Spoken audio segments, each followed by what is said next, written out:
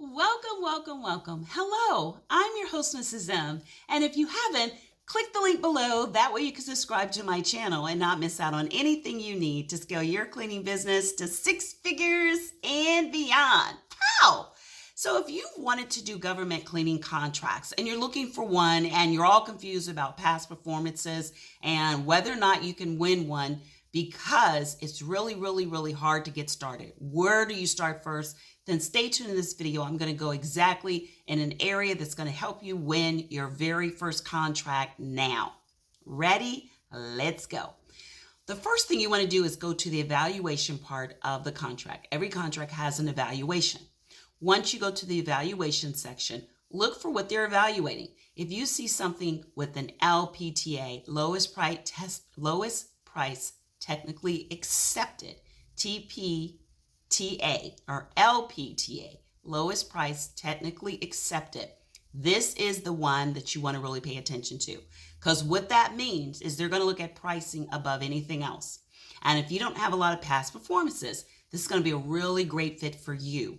They're going to look at the pricing first, then they're going to look at the past performance. If based on a couple of questions, we've had a couple of our contractors, our cleaning companies that are looking to be contractors for the government, have their pricing. And they may live in a different state or they may have something else on their website. They will call them up. That contracting officer has called them up to ask them a couple of questions. And if they're calling you, you are definitely one of the top people they're considering. So look in the evaluation. You can look under, when you're looking at sam.gov, you find that contract for cleaning, could be janitorial. You then go to evaluations. It's going to say lowest price technically accepted.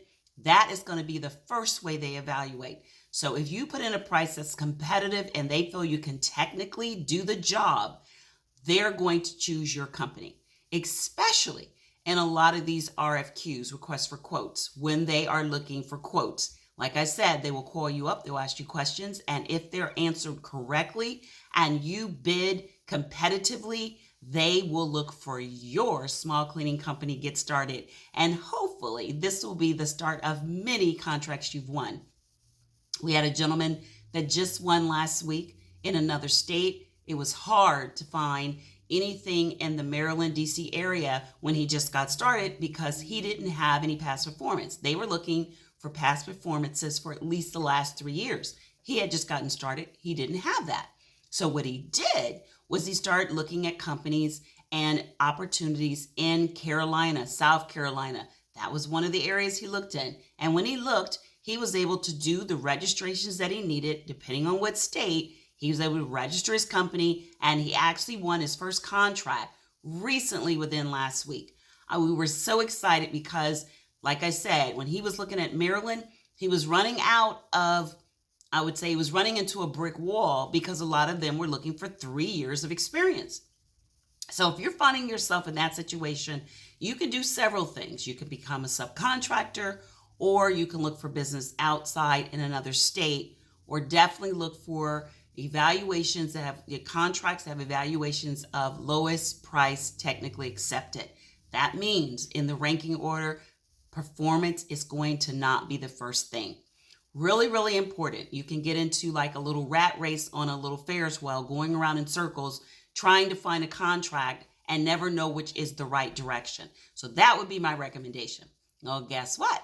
If you want to learn more about government contracts or about how to get started, like getting up to what I call the 6 figures and beyond, pow, then I'd love to see you at my free masterclass workshop where we go over so much and that and this and more. Love to see you. Click the description.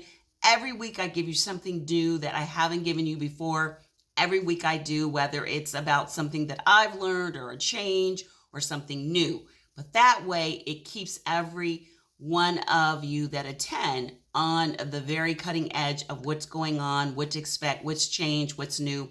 Everything changes so frequently in the government space and in the commercial space.